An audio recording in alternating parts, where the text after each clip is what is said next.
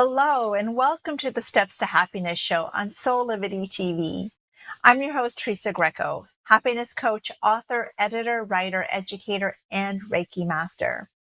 On my show, we've explored the latest physical, mental, emotional, and spiritual well-being practices that can help lead you back to the happiness within you. The happiness principle for today's show is happiness is living heaven on earth. So I ask you, are you waiting to die to go to heaven? Is heaven a far off place in the sky with white pearly gates that you'll hopefully enter if you're judged to be worthy? What if I told you you don't have to die to go to heaven and that you're already worthy of heaven exactly as you are? This could be hard for you to believe. But you can experience heaven on earth wherever you are. That's because heaven is a state of being. Heaven can be experienced right here and now. But many of us don't realize this because of our past conditioning that has taught us that heaven will be found sometime in the future if we've become enlightened or in the afterlife.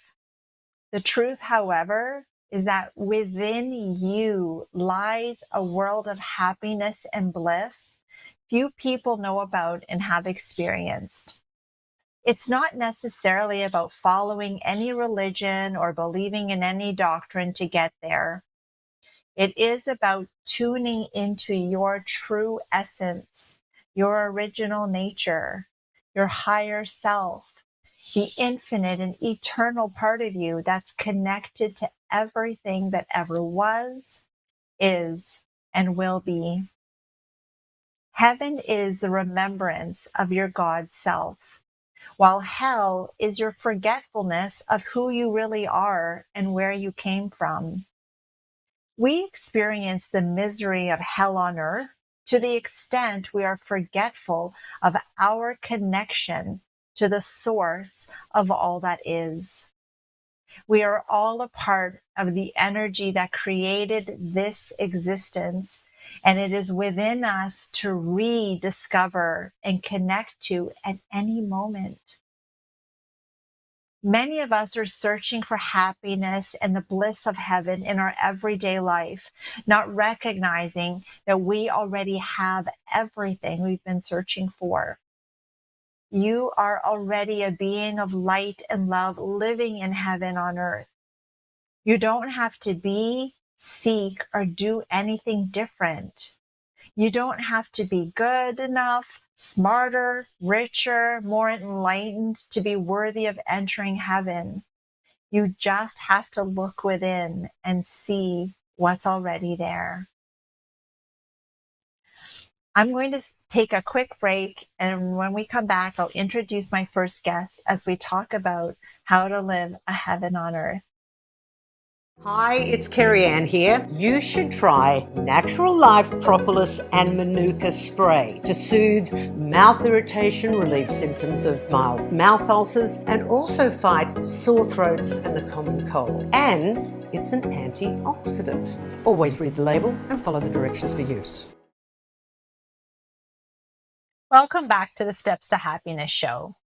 Now, we're going to be diving deeper into the happiness principle for today with my guest, who has written a book entitled How to Experience Heaven on Earth.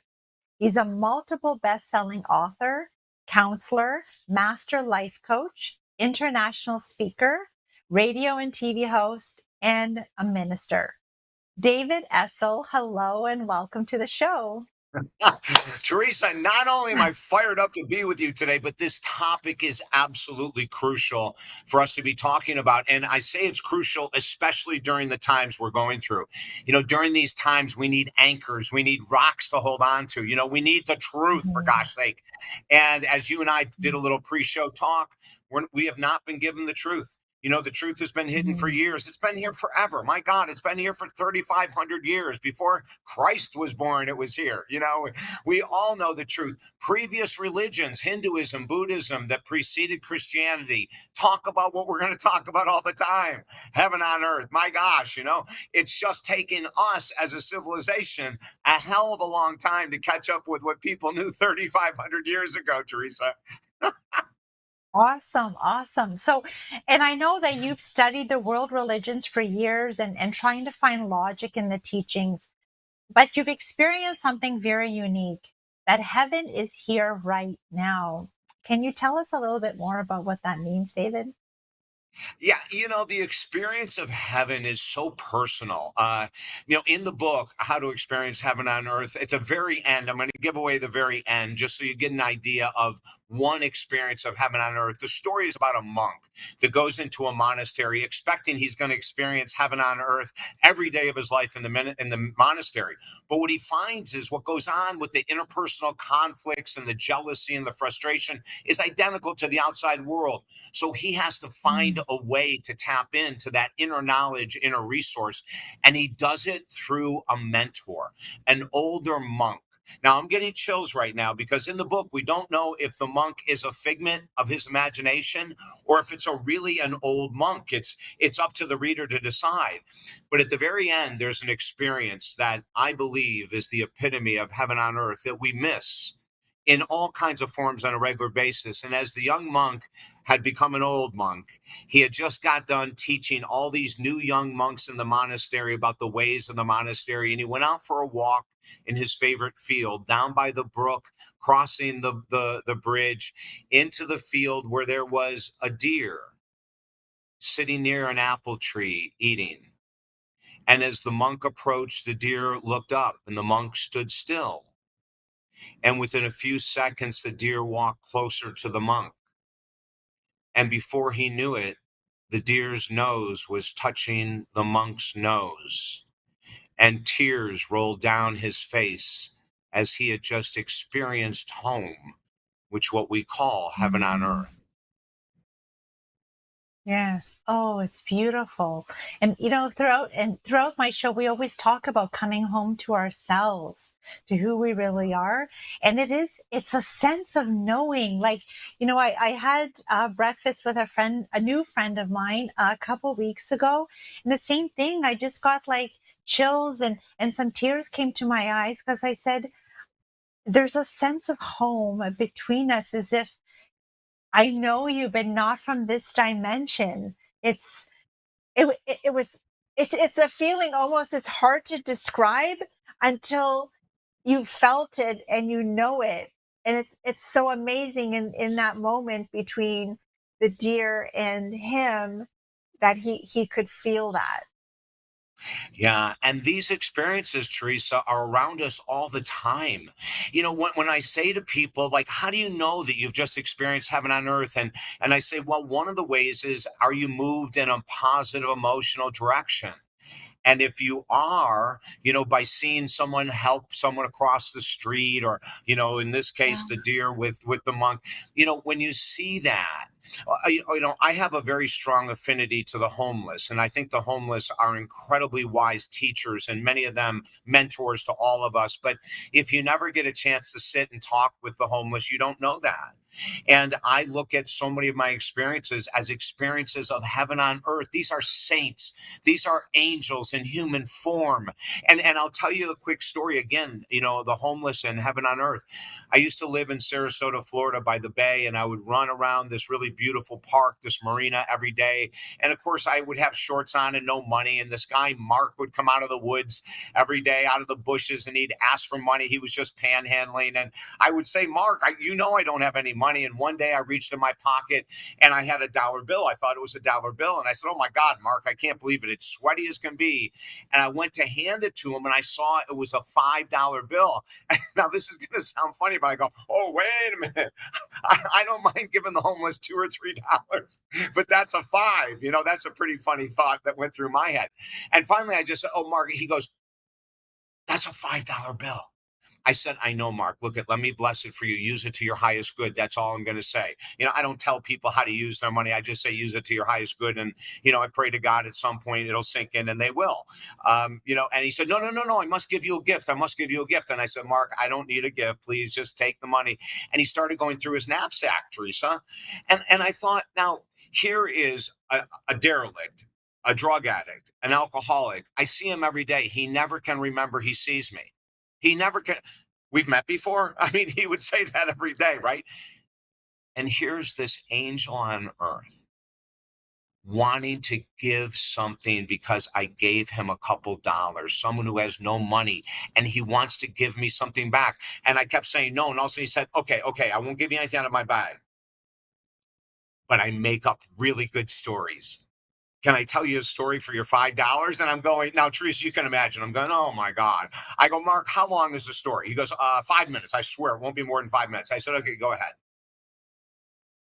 That story turned into one of our #1 best-selling books called Rockstar: Finding God's Purpose for Your Life. That was a heaven on earth experience, Teresa. That was pure heaven on earth. I'm getting chills right now. What are the odds that we would stop for a homeless man? What are the odds that the average person would give them a couple dollars? And what are the odds that they would learn that this homeless man is a gift from God directly in front of David Essel? Amazing. We miss So it, Teresa.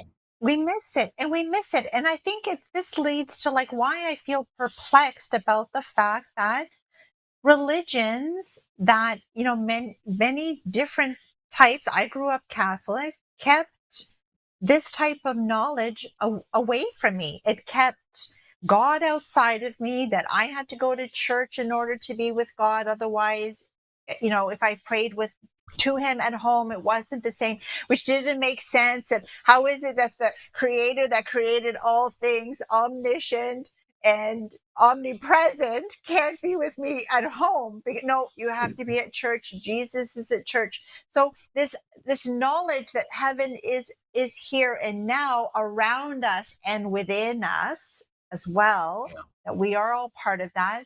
Why do you believe that is the case? Well, Teresa, I'm a former pastor of a church, and I'm still a minister, and I still fill in for people that need a weekend off. I don't do it full time, but I did it full time for a number of years.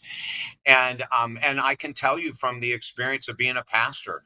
Now, our church did not do what you're talking about, but the whole purpose is control, Teresa. If we can control the masses and tell them that the only place is here in this building, that the only way you're going to get to heaven, and this is a topic I get very pissed off about, Mhm. is tithing. I hate the concept of tithing because you are paying God to give you something. That's what tithing is all about. The ministers, the preachers will tell you all the time, you're in God's favor. The more you tithe, the more you're in God's Yeah. favor. The more you tithe, the more good things will come to you. I would love to say some very inappropriate things right now about these religions, but I will not. It is a control game. It is a money game. It is a greed game. It is a codependent game. They're trying to make us codependent, that we can't experience God unless we're in a building. That's called codependency. If you wonder why the Catholic Church is dying, if you wonder why all these different churches are closing down and they're starting to pull them together, if you wonder why there's a shortage of priests, a shortage of nuns, there's hardly any nuns Mhm. left coming into the Catholic Church these days. There should be no question. Eventually, the masses will awaken to the codependent nature of all religions, not just the Catholic Church. I mean, my God, Mhm. my mom and my dad became an altar boy at 72 in the Catholic Church. Okay, they were so devoted. When he retired for 10 years, they went 7 days a week. Like they were so devoted. But I know one of the most beautiful things my dad ever said, it was in 1996. I hosted a nationally syndicated show on Westwood One, and we were getting death threats because I was talking about Buddhism and Hinduism and all these Mm. beautiful religions, just absolutely stunning religions, and we're actually getting letters in the mail of people threatening my life, and all of these right-wing Christians Mhm. right Yes. wing Christians threatening to kill me. Think about that, right? Now, have you Mhm. ever heard of the initials WWJD? No. It's very popular in the world of Christianity. What would Jesus do? So I ask all the Christians out there that are Mm. hating on the transgenders and the gays and the obese and the other religions. Is that how Jesus would treat the obese and the Mhm. transgendered and the gay? Is that how Jesus would treat the homeless? Is that how No. Jesus would treat someone with a different belief system? Wake the hell up, world. We're not living the way Jesus would live. We're living the way man wants us to live by controlling finances, Mhm. by controlling your mind. Come on now, they're all cults. And now I say they're all cults. If you're in a church that says this is the only way to heaven, you are in a cult. Mm. CULT.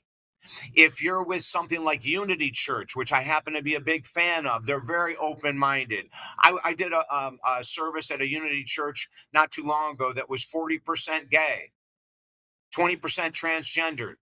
And then there was a bunch of seniors in there. I'm a senior, much older than me, loving all these people. Like they don't have these blocks, or they've let them go of what they were trained early on in their religion. You know, like Mhm.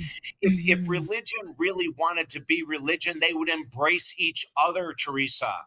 They would say, Mhm. sure, go to the Protestants, see what it's like. Maybe you'll connect better there. Go to, you know what I'm saying? It's like Yes. that would be, if I work with I do a ton of one-on-one work with entrepreneurs and executives. If I find someone, and it rarely happens, I've been doing this for 43 years, it's happened twice that I can remember, that I said, I think you'd be better off with a different counselor. I really do. I see what you want. I see what you need. I see our personalities. And I really think that there'd probably be someone that would be better suited for you. Now, I've done it twice in 43 years, so I don't have to do it that often. But I'm very honest, like I have no fear that there's not enough people in the world to fill my business. And our church Mhm. is afraid that there's not, of course, they're afraid because now they're losing control. If they were to say, try another church, they would be losing control Mhm. and money, Teresa. Mhm.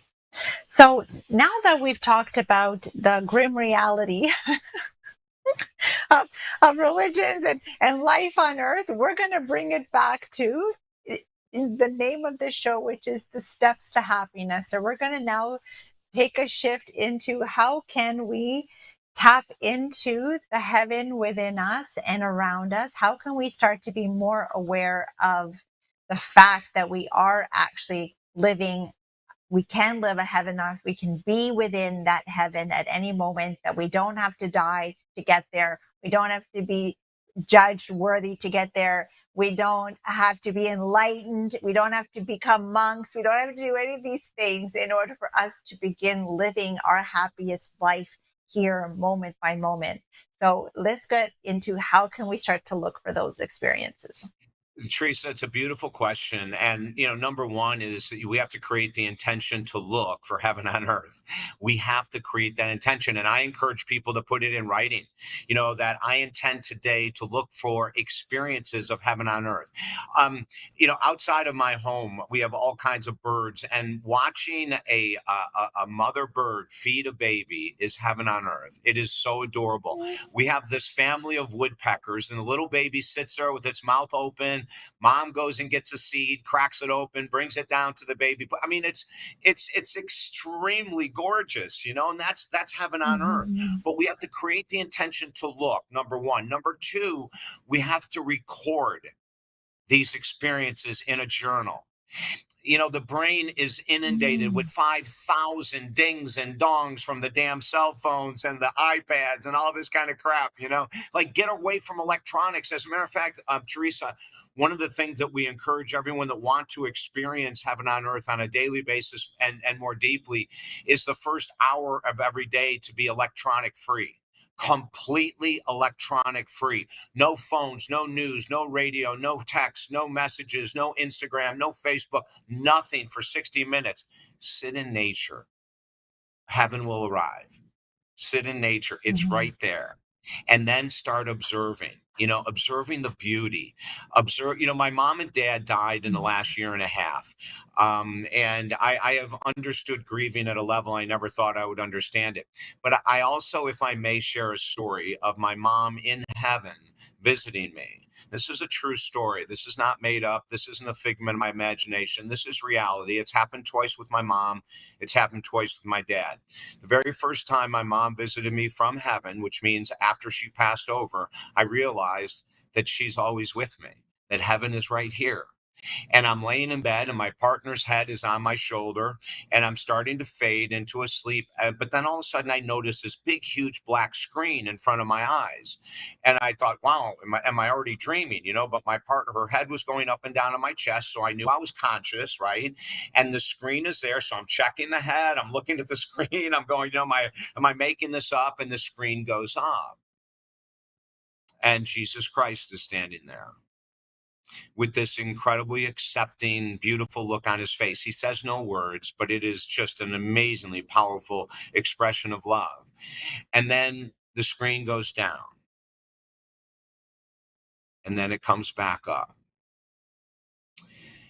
10 months before, my mom had died.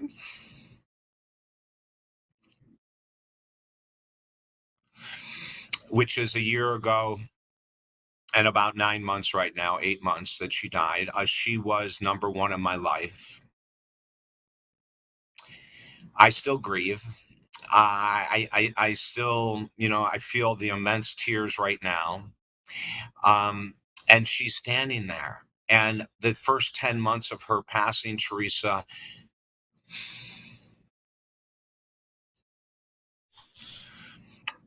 was without a doubt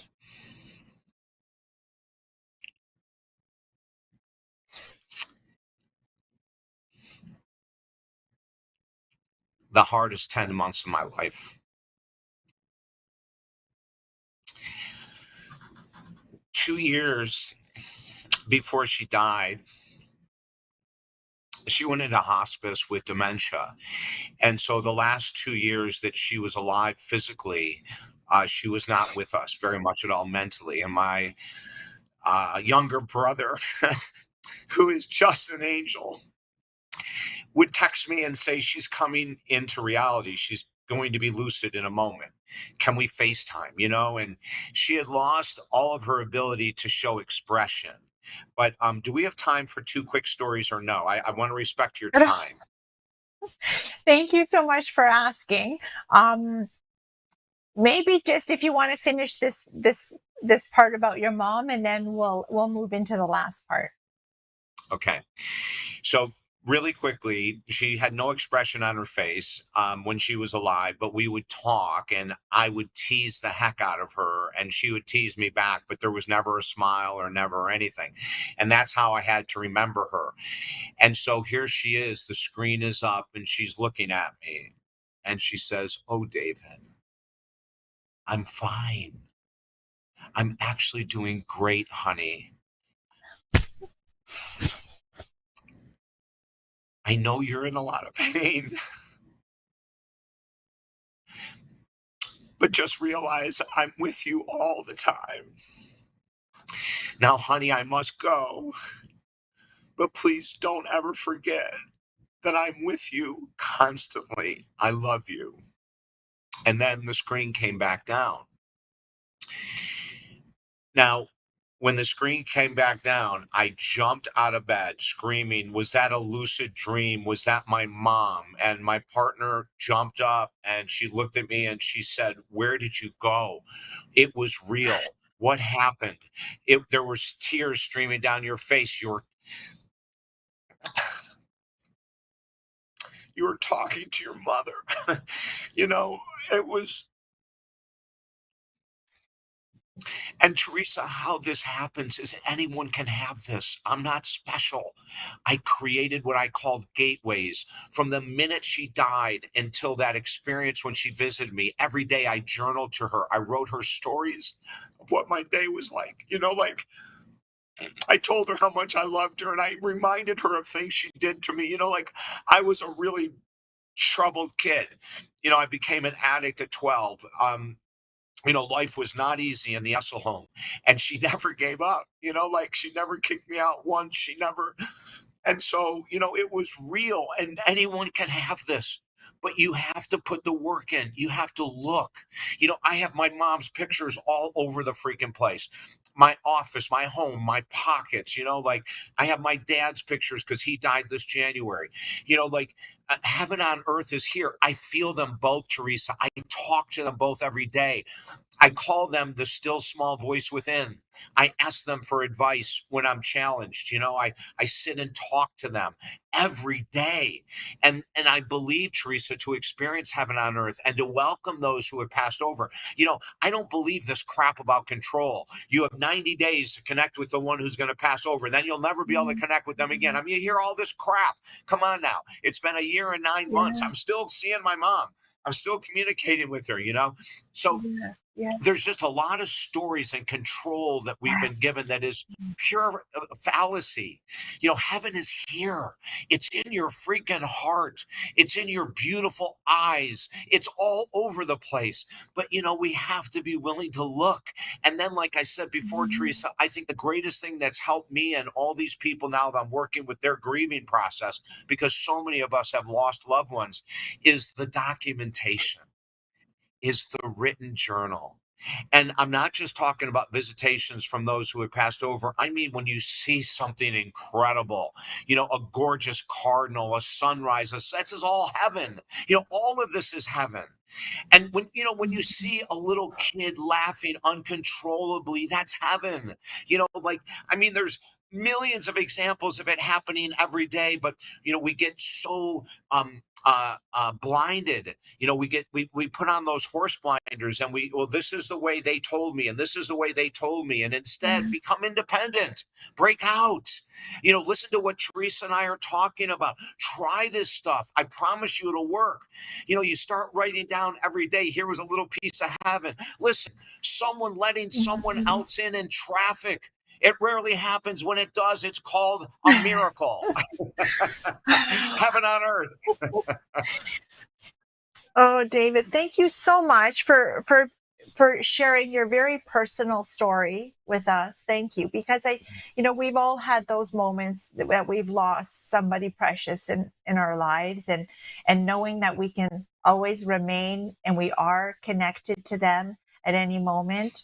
And when I speak about happiness, I say that we are love, peace, and happiness at our core. Our essential nature, our original nature is happiness, love, peace, and happiness. But the world very slowly takes us away from that, right? And so thank you so much for basically, you kind of inadvertently led into this last question, which is like, how do we stay in remembrance of who we really are? How do we stay in remembrance of the fact that we can live, and we are living a heaven on earth, although we're not aware of it because we haven't been programmed or taught to know that the truth, that every moment is perfect exactly as it is, and that we need to slow down enough. We need to be present and in the moment, that we miss the miracles. As you said, somebody lets you in, and I'm like, oh, thank you. I kind of wave in my back mirror, but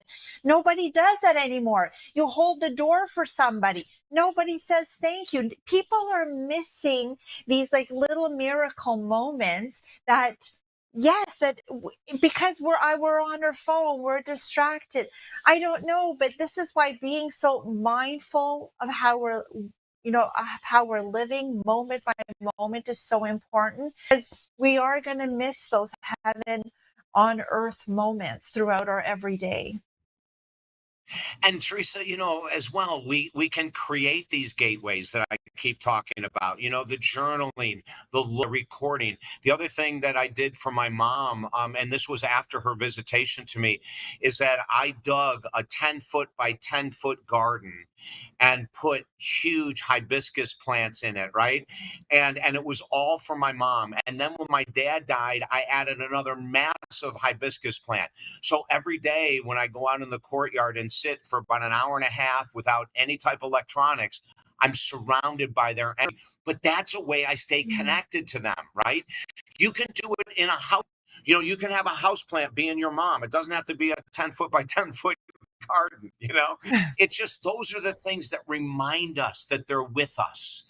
That they remind us that we're engaged with them at any point that we want to be.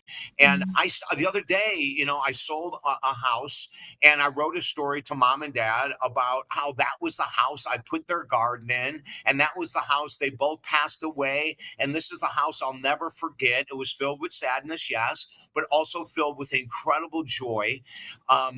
If we had more time, I'd tell you my dad's experience, because it was even as mind blowing as my mom's. But I know that we're limited here, Teresa. But the idea is this: if you want to create heaven on earth, you need to first create the intention to look for heaven on earth. It will not appear if you're not looking for it. Number one, when you see it, if it means you pull over the side of the road and jot it down, pull it down. Oh my God, I saw a triple rainbow. Now, I've never seen a triple rainbow. I've seen a double.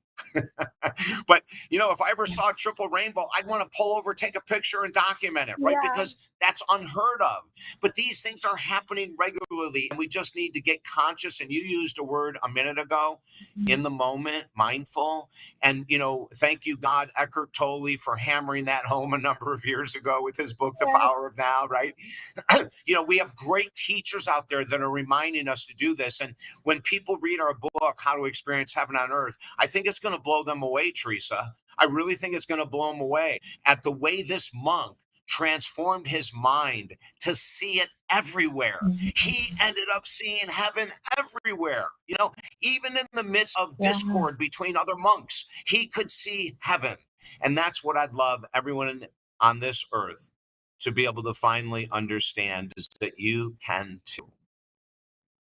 Thank you. Now, David, if people want to connect with you on the show and get a copy of the book, how can they do that? Oh, the easiest thing to do is just to go to our website, talkdavid.com.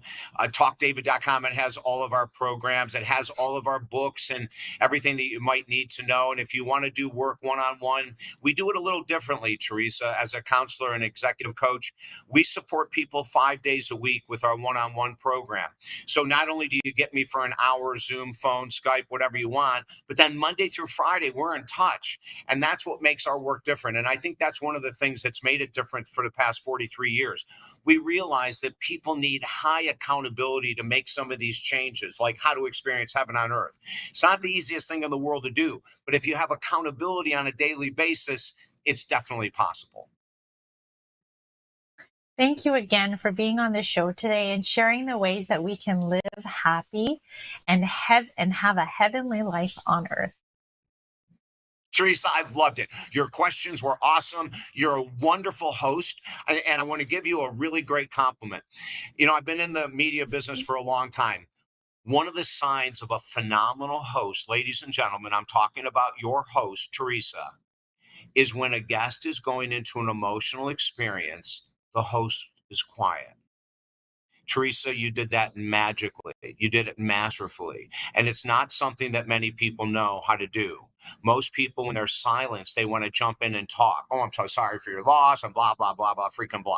No, do what Teresa does. Teresa gave me the space to feel, which allowed her to feel, which I hope allowed you to feel. So if you want to send her an email telling her she's exceptional for allowing her guest to be emotional, I would highly recommend that you do that right now. Thank you so much. Thank you. Thank you. And I really appreciate that. And as I said, today is the last episode of this season of the show. And so thank you so much for sharing that with me and being with our viewers. Thank you. You bet, Teresa. I'd like to leave you with the thought for the day.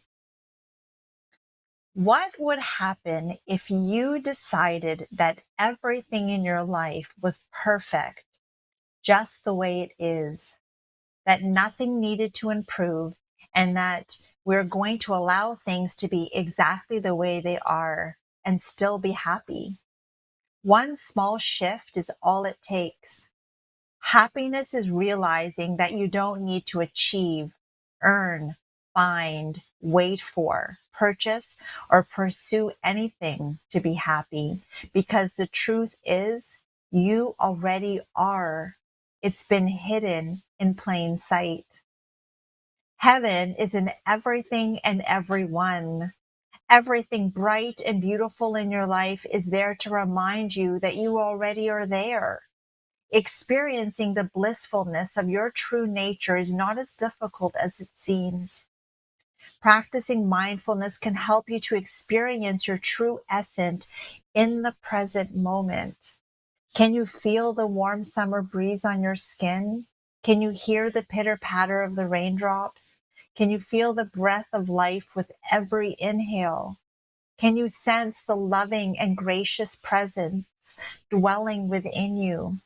These are all portals into the world of heavenly bliss, which is our natural state of being. Throughout the ages, great prophets, masters, and sages have provided knowledge on how we can tune into this beautiful world within us. But in the end, it is something that we have to experience for ourselves. Slowing down, coming back to our breath, and being in the present moment can help us to feel the warm, loving energy in our heart and carrying it with us throughout our busy day. Living in heaven on earth is not losing that connection despite the distractions and the blocks that can prevent us from feeling the happiness that's always within us to feel. I invite you to explore that part of you where love, peace, and happiness exists. There is an energy you are a part of, and everything that exists is a part of it too. No one is excluded. No one is deemed unworthy. Each of us is an integral part of all of creation. And when we become aware of that is when life on earth changes. We can awaken each day knowing we are love and light, and we can choose to share it with everyone we meet, with everything around us, enjoying one blissful moment after the other. Staying in the remembrance of who we really are and helping others to do the same is the key to our happiness. Coming home to ourselves and the truth of what we are allows us to create and manifest the life we want moment by moment each day of our lives. It's been an honor and a blessing to be with you here each week on Soulivity TV. If you've enjoyed the content, let me know by connecting with me on Instagram at Teresa Greco _ step to happiness. On Facebook at Steps to Happiness with Teresa Greco. I'd love to know what you loved about the show. Thank you for watching, and I wish you all much love, health, and happiness.